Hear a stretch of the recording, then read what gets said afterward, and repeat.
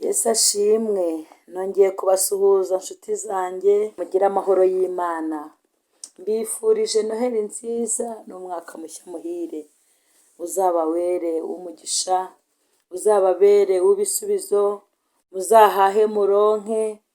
Abatarashyingirwa Imana izabaha ubukwe bwiza, abashatse batarabyara Imana izabaha abana, abafite abana mwabyaye Imana izabaha ubwenge, abana banyu Imana izabazamure, namwe imiryango mubanye Imana nishyiremo amahoro, Imana nibahaze ibyiza, Imana nibishimire. Haleluya. Ndabanezerewe, ndabashuhuje kandi nanone munyemerere tuganire ijambo ry'Imana kandi rifashe imitima yacu. Mureke dusenge.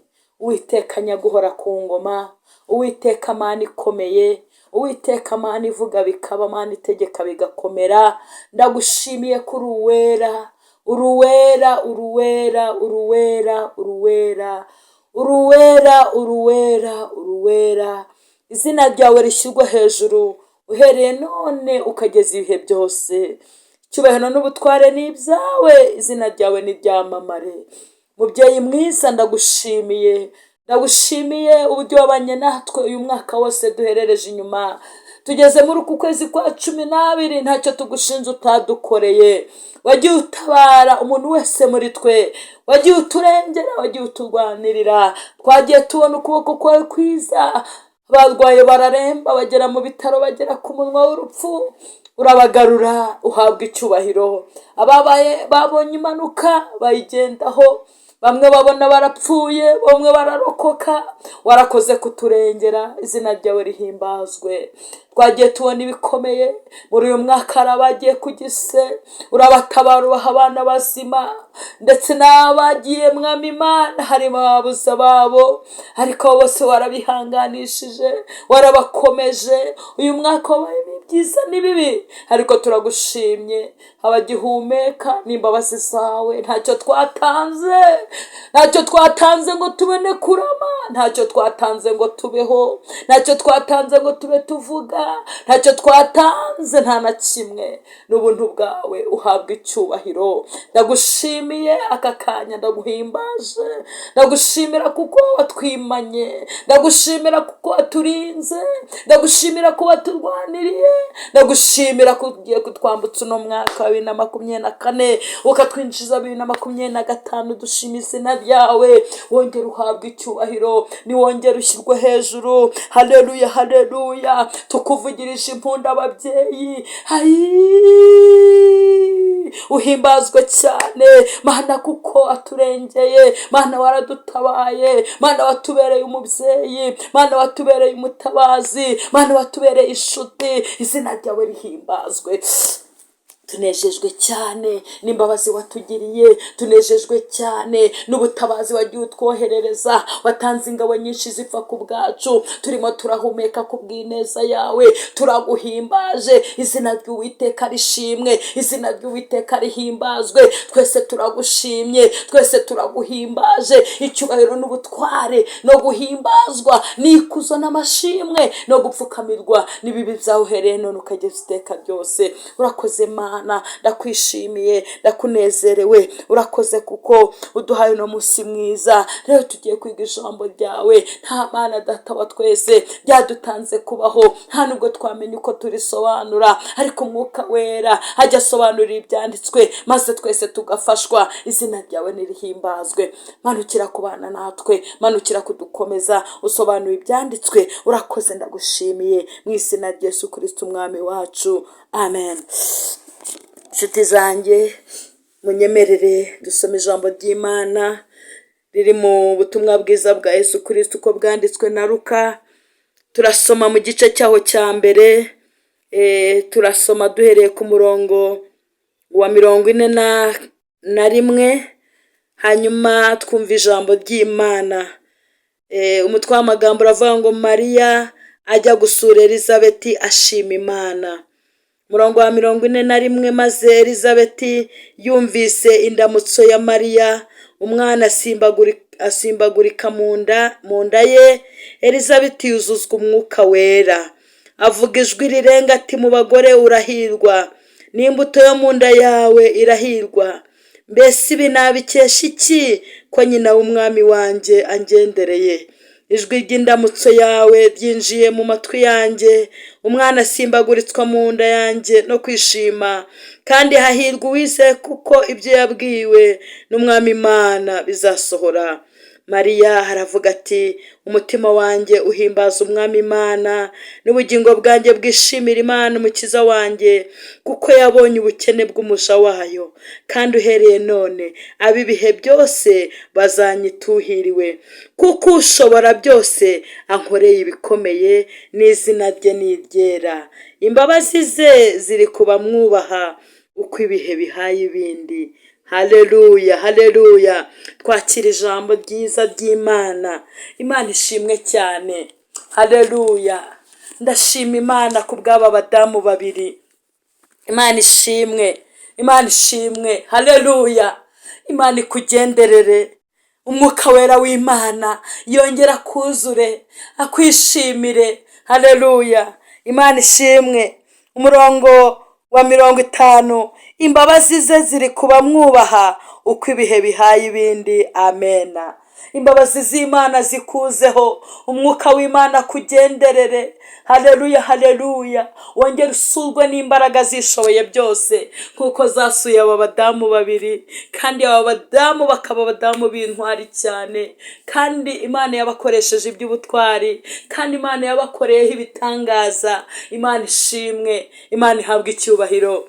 Elizabeti ndetse n'umugabo we Sakariya bari abantu b'ingumba batabyara, bafite ako gahinda, bafite uwo mubabaro, ndetse bari bageze no mu zabukuru. Ariko mu gihe Sakariya yaragiye gutamba, ngo barimo batamba ibitambo, nuko marayika w'Imana aramugenderera, aramubwira ngo dore ngo umugore wawe azasama inda, ngo kandi azabyara umwana, ngo kandi uwo mwana azaba ari umuhungu, ngo uwo mwana azasanganya imitima y'abantu, ngo kandi uwo mwana azaba afite ubushobozi nk'ubwa Eliya, ngo azasanganya imitima y'abantu.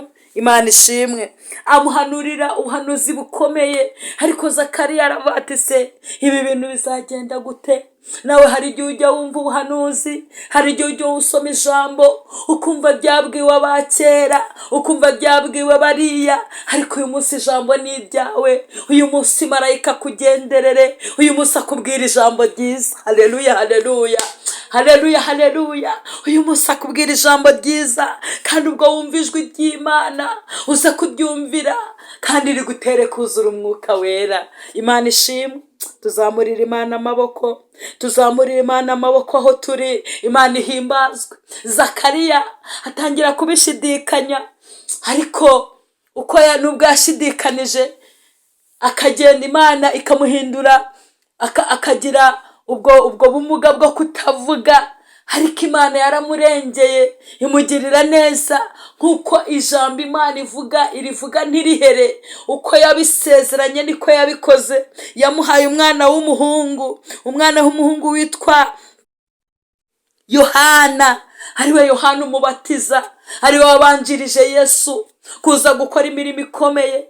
Yohana yaje ari umuntu utangaje, Yohana yaje ari umuntu uteye ubwoba. Yohana yari afite ijambo, Yohana yari afite ubutumwa bukomeye. Yohana azana kubatiza, Yohana ni nawe wabatije Yesu. Yohana yuzura umwuka wera, atangira kubwira abantu ngo nimwihane kuko ubwami bwo mu ijuru buri hafi. Izo ni inkuru ndende. Imana ishimwe.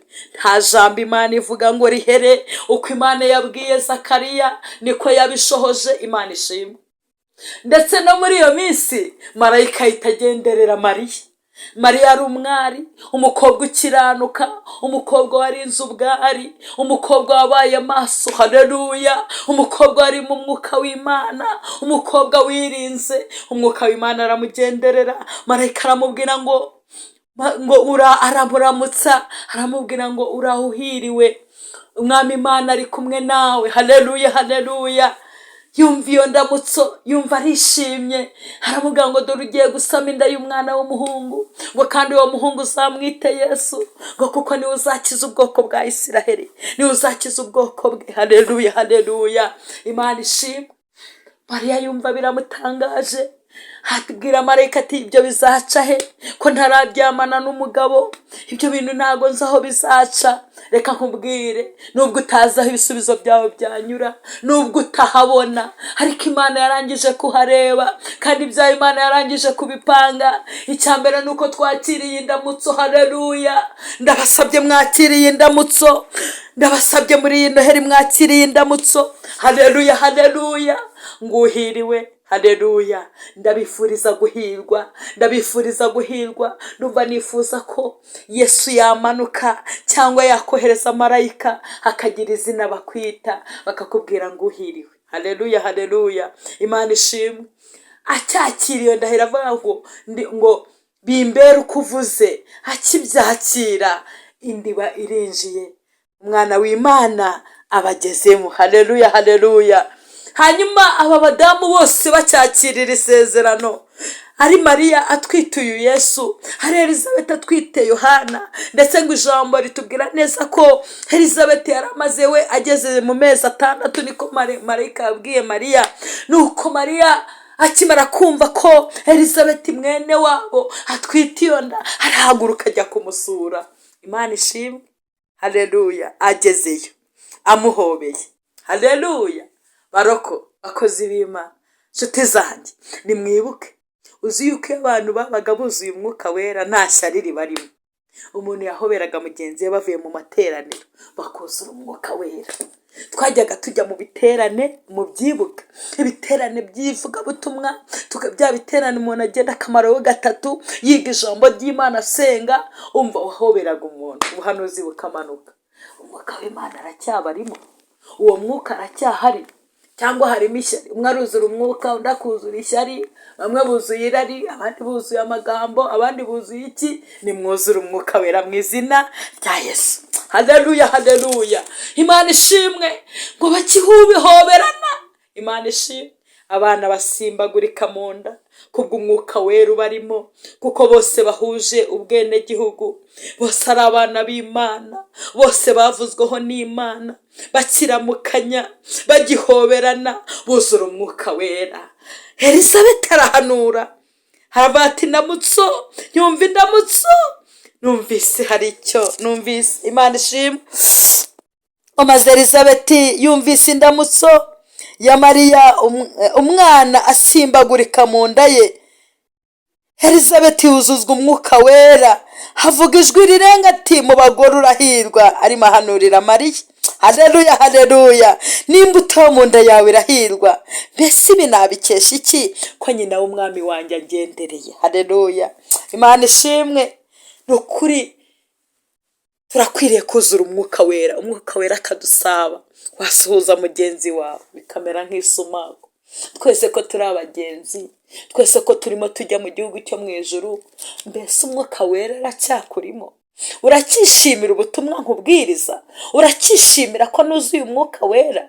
Urakishimira ko ndirimba bikemera? Uzi ko abantu utazi umwuka basigaye buzura? Uzi ko umwe yuzura umwuka undi akuzura irari, umwe akuzura umwuka undi akuzura abadayimoni? Wakwishimira Imana abantu bagahekenya, waririmbira Imana abantu ntibishime? Niki gituma utishimira mugenzi wawe?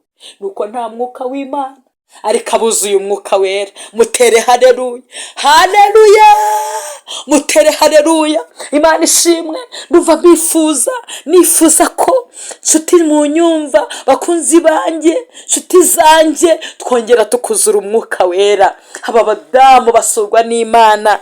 Hanyuma Elizabeth arahanura, Mariya nawe bimugezeho ku murongo wa 46, ibyiza bimusabye. Mariya aravuga ati umutima wanjye uhimbaza umwami Imana, n'ubugingo bwanjye bwishimira Imana umukiza wanjye, kuko yabonye ubukene bw'umuja wayo, kandi uhereye none abibihe byose bazanyituhiriwe.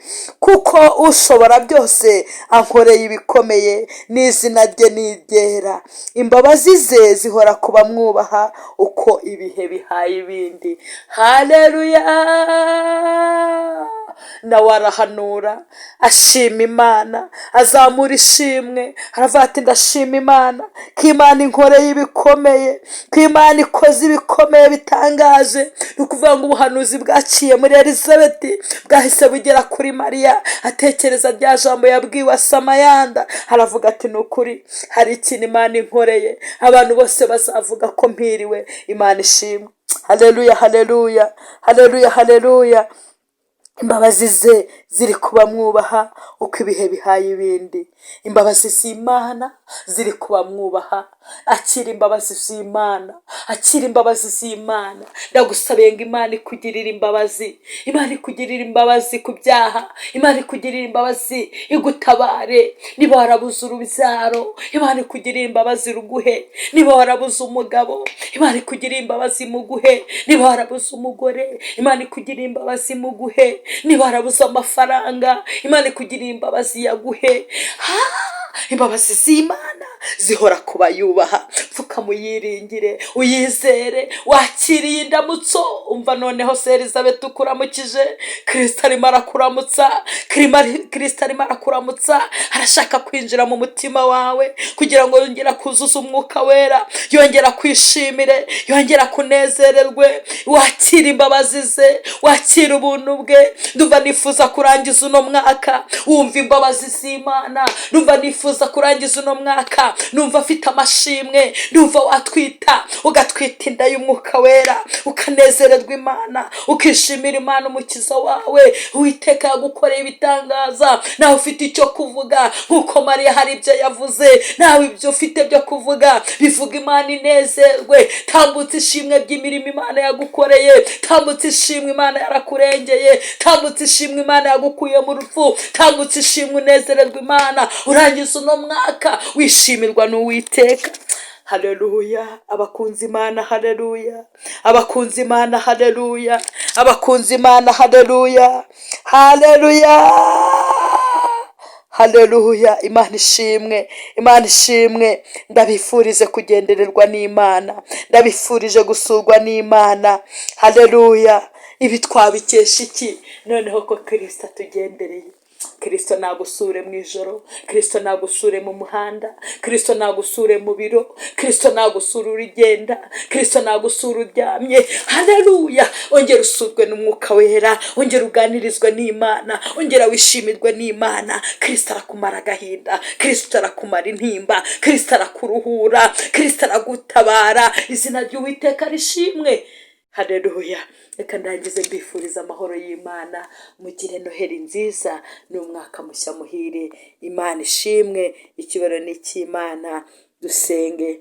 Nanone Mana turagushimiye kuri mu ruhande rwacu. Haleluya. Zina ryawe rihimbazwe, ijambo ryawe nirizima. Ukaba abadamu wabujuje umwuka wera ubwo bari basamye aba bana, kandi abana b'ibitangaza. Natwe turasabye ngo aba bantu bumve ijambo ryawe, ugira icyo bakorera. Mana ubatungure, ubuzuze umwuka wera, ubatungure. Abadafite mwami ibisubizo by'ibibazo basengeye mu mpera z'uyu mwaka babibone, mu ntangiriro z'uwundi babibone. Ubatungure nk'uko watunguye Mariya, nk'uko watunguye Elizabeti. Ubatungure, tungura abantu buzura umwuka wera, tungura abantu ubaha ibisubizo, tungura abantu ubashyireho imbabazi zawe, tungura. Haleluya. Ndasenze kugira ngo iyi minsi ibura, kugira ngo uyu mwaka urangire, umuntu wese yongere kumva umwuka wera, yongere gusurwa n'Imana, yongere kumva imbabazi z'Imana. Imana ishimwe. Urakoze rero. Jambo rye nigira ubushobozi,